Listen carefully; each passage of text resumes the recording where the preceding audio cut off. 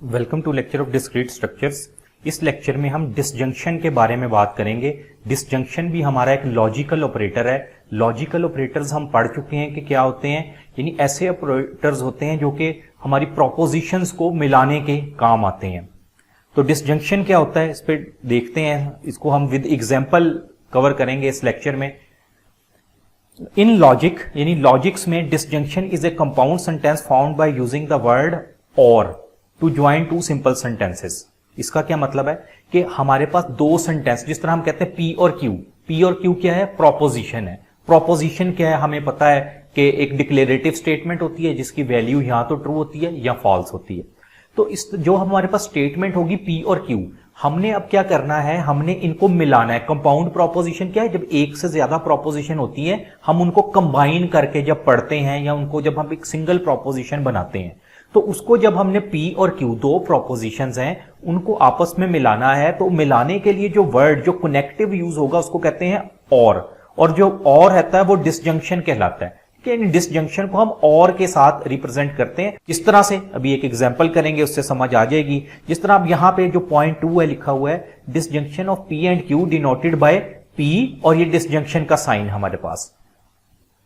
इसको हम पढ़ते कैसे? पी और क्यू, यानी पी वाली स्टेटमेंट होगी, और का वर्ड यूज करेंगे और क्यू वाली स्टेटमेंट आएगी। The disjunction p disjunction q is false when both p and q are false and is true otherwise. ये इसको याद रखने का तरीका है कि हमारी डिसजंक्शन कब ट्रू होगी और कब फॉल्स होगी। तो यहां पे लिखा हुआ है कि अगर तो both p and q false होंगे तो हमारी डिसजंक्शन फॉल्स होगी, अदरवाइज ट्रू होगी। किस तरह से? इसको एक ट्रूथ टेबल से देख लेते हैं। आप देखिए यहां पे पी, ये पी है हमारे पास और क्यू है।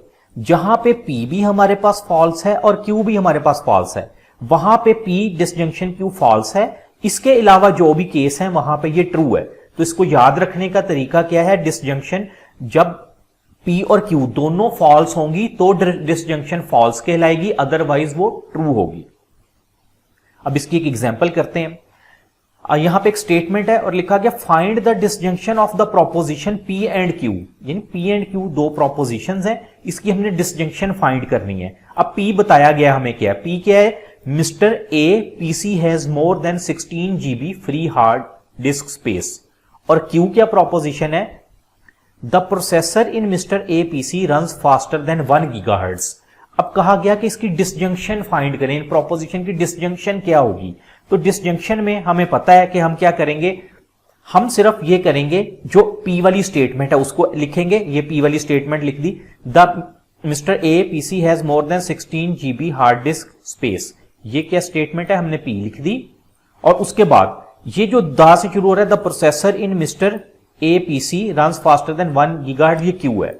P और Q लिख दिया और इसको आप देखें और के वर्ड से हमने मिला दिया। और क्या है?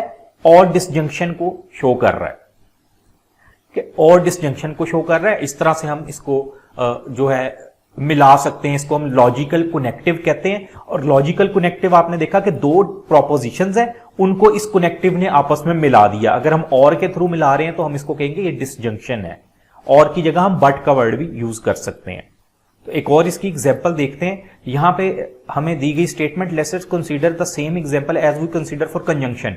कंजंक्शन हम इससे पहले पढ़ चुके हैं कि क्या होता है, उसमें भी हमने यही एग्जांपल ली थी। इसी एग्जांपल को हम लेके चल रहे हैं ताकि आपकी एक अच्छी अंडरस्टैंडिंग डेवलप हो जाए।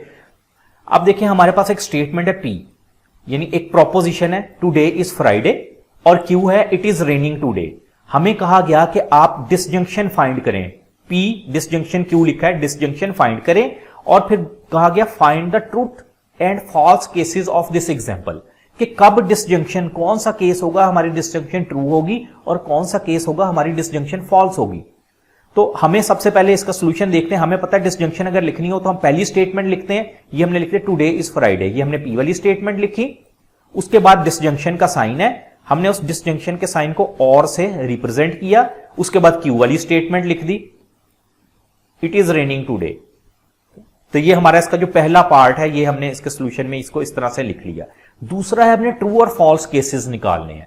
ट्रू और फॉल्स केसेस के लिए हमें इसके ट्रूथ टेबल का पता होना चाहिए। ये हमारे पास इसका ट्रूथ टेबल है। अब हमें पता है कि डिसजंक्शन सिर्फ एक केस में फॉल्स होगी, और वो कब होगी? जब P भी फॉल्स हो और Q भी फॉल्स हो, अदरवाइज ट्रू होगी। तो हम इसको कैसे सॉल्व कर सकते हैं? हम इस तरह से लिख लेंगे ट्रू केसेस। अब ट्रू केसेस हमें पता है कि 3 ट्रू केसेस है हमारे पास। पहला ट्रू केस क्या है कि P भी ट्रू हो और Q भी ट्रू हो। P और Q ट्रू होने से क्या मुराद, P वाली स्टेटमेंट और Q वाली स्टेटमेंट, यानी टुडे इज फ्राइडे और हमने ये डिसजंक्शन के लिए लिखा and it is raining today. ये दोनों अगर इसी तरह हो तो हम कहेंगे हमारी जो डिसजंक्शन है वो ट्रू है। उसके अलावा ट्रू का क्या केस है, P फॉल्स हो लेकिन Q ट्रू हो। P फॉल्स होने का क्या मतलब, today is not Friday. P false का मतलब टुडे इज नॉट फ्राइडे, आगे वही डिसजंक्शन का साइन और इट इज रेनिंग टुडे।